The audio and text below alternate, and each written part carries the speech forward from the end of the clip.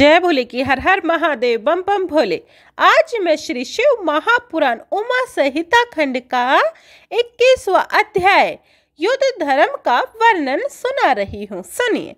व्यास जी बोले, संत कुमार जी, ब्राह्मण जन्म मिलना तो कठिन है। शिव मुख से ब्राह्मण, भुजाओं से क्षत्रिय, जांघों से वैश्य एवं चरणों से शूद्र की उत्पत्ति हुई। अब आप यह कहेंगे कि नीच मनुष्य किस स्थिति को पाते हैं।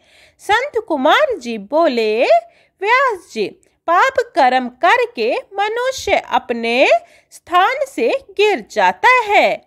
इसी प्रकार श्रेष्ठ मनुष्य शुभ कर्म करके अपने स्थान की रक्षा किया करता है। जो जीव ब्राह्मण न होकर क्षत्रिय जन्म पाते हैं, वह भी उनके दुष्कर्म का फल है। इसीलिए श्रेष्ठ मनुष्य का कर्तव्य है कि विपत्ति आने पर भी सहन करते हुए बुरे कर्मों में न पड़े। इस प्रकार रहने वाले ही अपना स्थान बचा लेते हैं। जो शूद्र अपने कर्म उचित रीति से पूर्ण करते हुए तीनों वर्णों की सेवा में तत्पर रहते हैं, वह शूद्र दूसरा जन्म वैश्य वर्ण में पाता है। वैश्य होकर विधि पूर्वक धन खर्च करके अग्निहोत्र आदि करता है।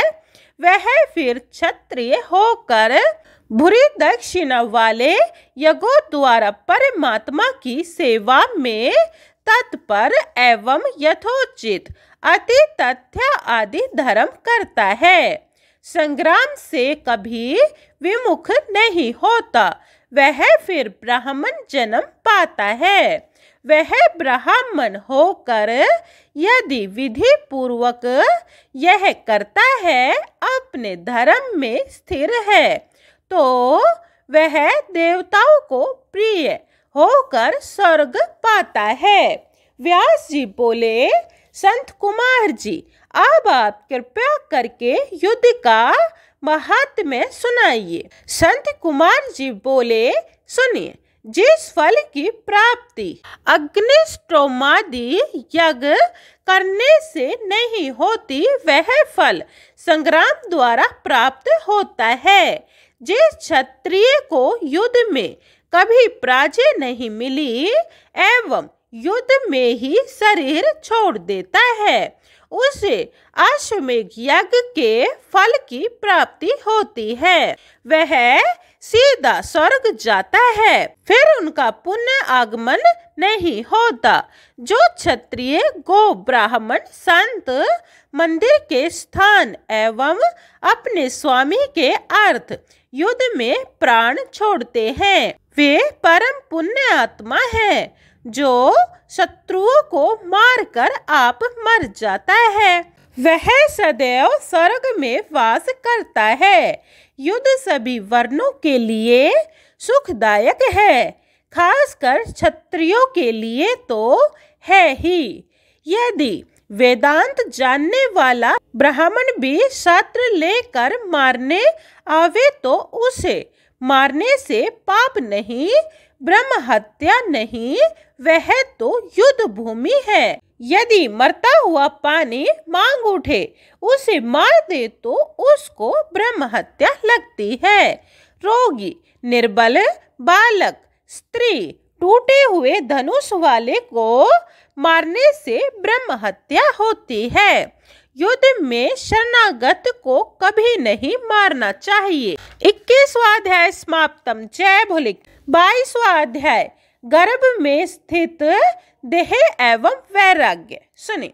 व्यास जी बोले, अब कृपया करके जीव का जन्म, गर्भ की स्थिति एवं जीव के वैराग्य का वर्णन करें। संत कुमार जी बोले, व्यास जी सुनिए। पकने वाले पात्र में जल तथा अन्न दोनों अलग अलग हैं। प्रथम अग्नि द्वारा जल गर्म होता है, फिर अंत में पकता है, और वह दोनों भागों में बट जाता है। एक तो रस रूप होकर दूसरा मैल रूप। रस रूप तो सारे शरीर में व्याप्त हो जाता है, जिससे शरीर की पुष्टि होती है। मैल रूप बाहरी प्रकार शरीर से बाहर हो जाता है। कान, नेत्र, नासिका, जिह्वा, दंत, लिंग, गुदा, मलाशय, कफ, स्वेद, विष्ठा, मूत्र, इस प्रकार से यह 12 मल स्थान है। सब नाड़ियां हृदय कमल से जुड़ी हुई है। उनके द्वारा शरीर भर में रस पहुंचता है। मध्य में रहने वाली प्राणवायु नाड़ियों में मुख भाग में रस पहुंचाता है। फिर तो नाड़ियां समूचे शरीर में रस पहुंचा देती है। वही रस आत्मा से परिपक्व होता है। जब पक जाता है तो प्रथम त्वचा बनकर सारे शरीर में लिपट जाता है। फिर रुधिर बनता है। उसके बाद रोम, बाल, स्त्रायु, असीथ, मज्जा, नख पैदा हो जाते हैं। अन्न से वीर्य होकर दोष रहित शुद्ध होकर ऋतु काल में स्त्रियों में प्रविष्ट होता है। वही वीर्य शरीर बनाता है। वह प्रेरित हुआ वीर्य स्त्री के रुधिर से मिलकर देह बनाने लग जाता है। एक दिन में वह कलील कहलाता है। फिर 5 रात्रि में बबूला के समान होता है। 7 रात्रि में मांस पिंड बन जाता है। 1-2 महीने के अंदर गिरवा, कंधे, पीठ, छाती, पेट, हाथ पैर लग जाते हैं। 3 महीने अंकुर संधि, 4 में उंगलियां एवं 5वें में मुख, नासिका, कान तथा जीव पड़ जाता है। 6 में दंत, गुहा, इंद्रिय, नख, कानों के छेद, 7वें में गुदा, उपस्थ तथा नाभि बन जाती है। इस प्रकार से वह जीव माता के गर्भ में अंग तथा प्रत्यांगों से पूर्ण हो जाता है। माता के लिए हुए भोजन के रस से ही पलता है। फिर पूर्व जन्मों के कर्मों के अनुसार प्राप्त जीव को सुख, दुख, निंद्रा, सौपन आदि प्राप्त होते हैं। उसके बाद जीव को ज्ञान होता है कि मैं बहुत बार जन्म एवं मरण पा चुका हूँ। अनेकों योनियों में दुख उठाता रहा हूँ।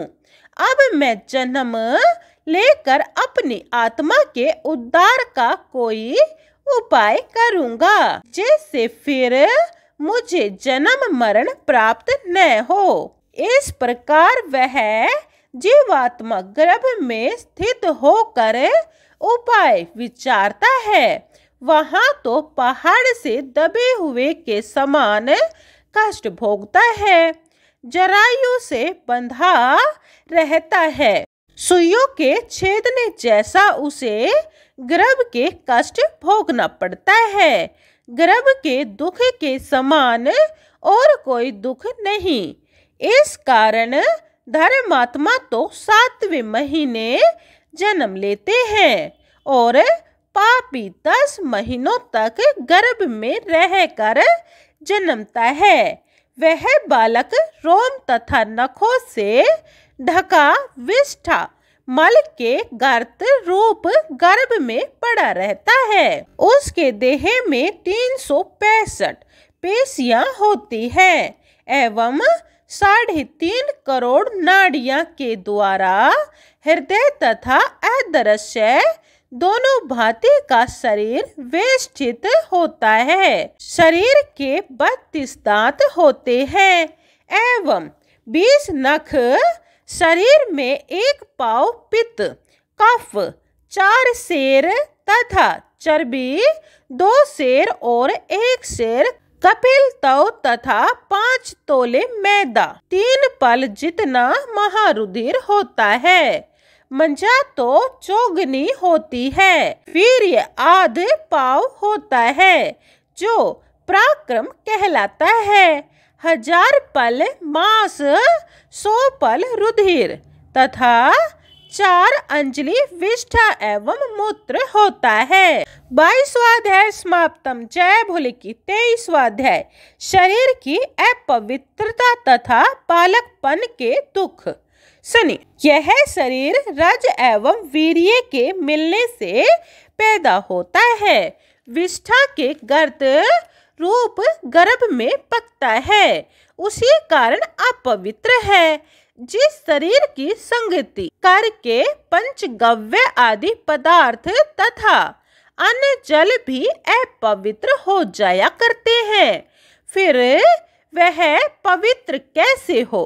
इस देह को कितने पंचगव्य केव्य कुशा जल से पवित्र करते रहो, फिर भी यह शुद्ध कभी होने का नहीं। काली चीज कभी सफेद नहीं होती, उसी प्रकार यह भी शुद्ध नहीं होता। संसार तो इतना मूर्ख है कि अपनी दुर्गंध सूंघते हुए अपना माल देखते हुए भी वैराग्य नहीं पाता।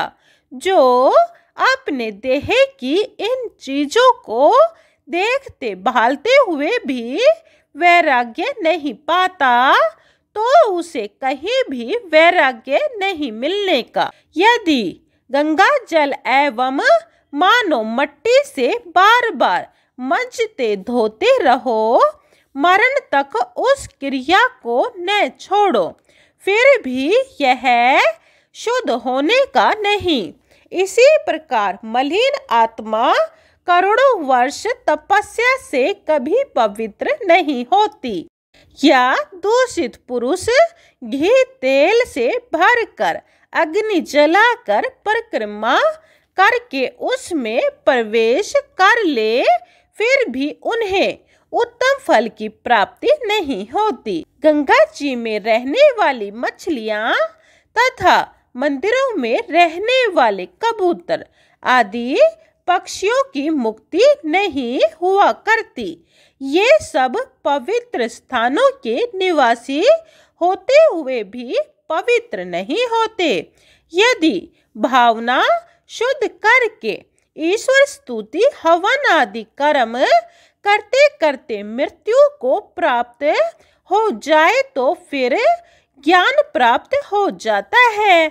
इससे उनका चित्त शुद्ध हो जाता है। ज्ञान रूप जल एवं वैराग्य रूप मृत्तिका से वह शुद्धि प्राप्त कर लेता है। देह तो स्वाभाविक अपवित्र है। इसी बात को पूर्ण रूप से जानकर शुद्ध भावना करके चित्त में शांति धारण कर जो परम ज्ञान पाता है, वही संसार से जीव मुक्ति है। मुनिराज, मेरा तेरा रूप यह ममता ही दुखों का मूल है।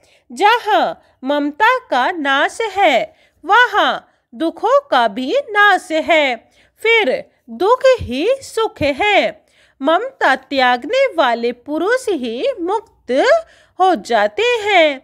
जब गर्भस्थ जीव को ज्ञान होता है तो फिर वह योनि यंत्र की पीड़ा से मुक्त हो जाता है, किंतु उस जीव के बाहर आने पर उसे संसार की वायु का स्पर्श हो जाता है।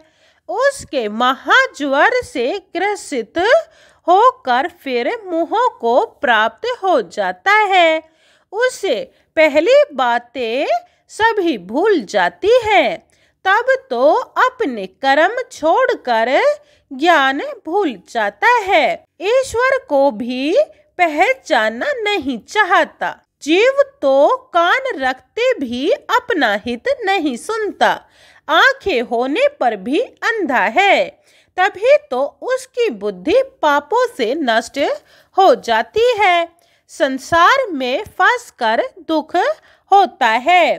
तभी तो भगवान शंकर ने कृपा करके मोक्ष साधन के लिए शिव पुराण का वर्णन किया है। बालकपन में चाहते हुए भी जीव कुछ नहीं कर सकता। दांतों के निकलते समय बहुत से रोगों में फंसकर पीड़ा उठाता है। कुमार अवस्था में कानों में दर्द तथा पड़ने से व्याकुल होकर अनेकों दुख देखते हुए भी जीव अपने कल्याण का रास्ता नहीं ढूंढ पाता। यही तो आश्चर्य है। जवानी में इंद्रियों की वृत्तियों में बल आ जाता है। काम क्रोध आदि जग उठते हैं। न दिन में चैन न रात्रि को निद्रा आती है। स्त्रियों में आसक्त हो अपने शरीर से निकलते वीर्य का बिंदुओं में अपना सुख समझ लेता है। विष्ठा मल त्यागने से जितना सुख होता है उतना ही स्त्रियों में वीर्य त्याग से होता है। इस प्रकार के क्षणिक सुख को महासुख समझते हैं। वृद्धावस्था आने पर बाल सफेद हो जाते हैं, सिर हिलने लगता है, इंद्रियां कमजोर हो जाती हैं। फिर तो उसे वह क्षणिक सुख तथा स्त्रियों का यौवन अप्रिय हो जाता है। फिर भी यदि इस वृद्धावस्था में स्त्री प्रेमी रहे तो भला उससे बढ़कर और कौन मूर्ख है। 23वां अध्याय समाप्तम। जय भोले की। 24वां अध्याय स्त्रियों के स्वभाव का वर्णन। यह आप दूसरी वीडियो में सुने।